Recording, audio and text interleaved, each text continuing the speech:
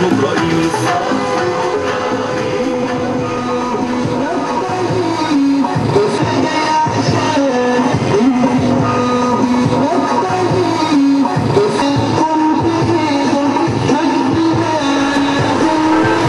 مين؟ رئيس مصر؟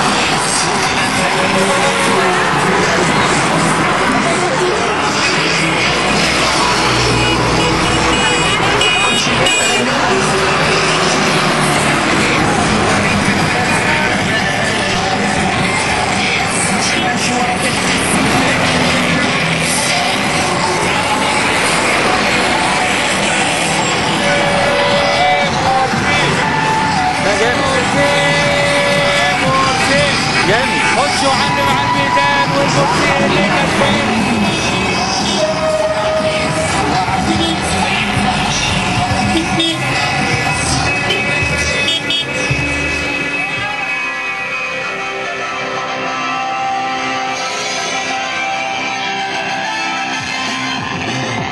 مسؤول المكتب الاداري، حضرتك ممكن تقول لنا ايه اللي بيحصل على الطريق الزراعي؟ بسم الله الحمد لله والصلاه والسلام على رسول الله صلى الله عليه وسلم.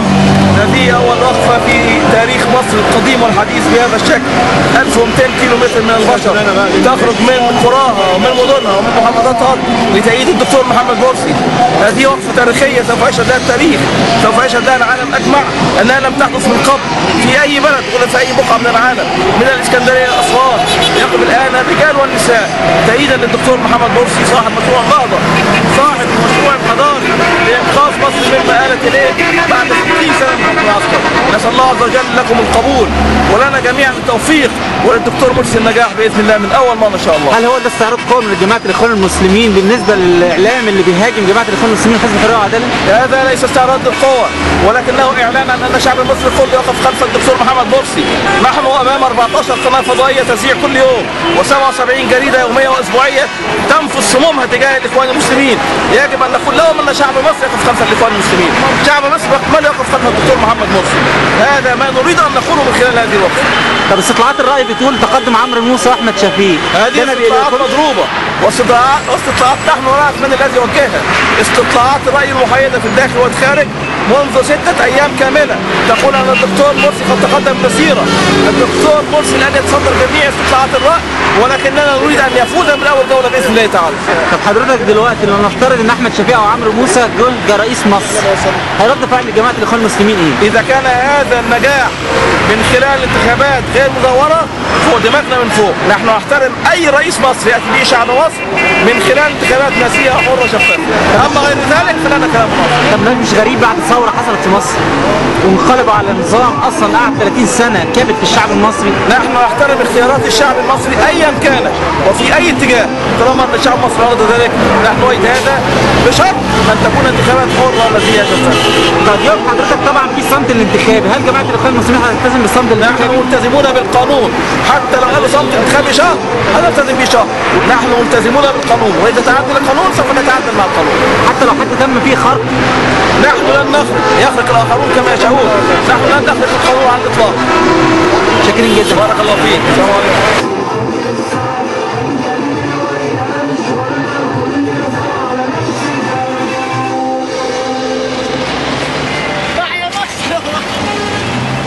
ماشي يلا بينا.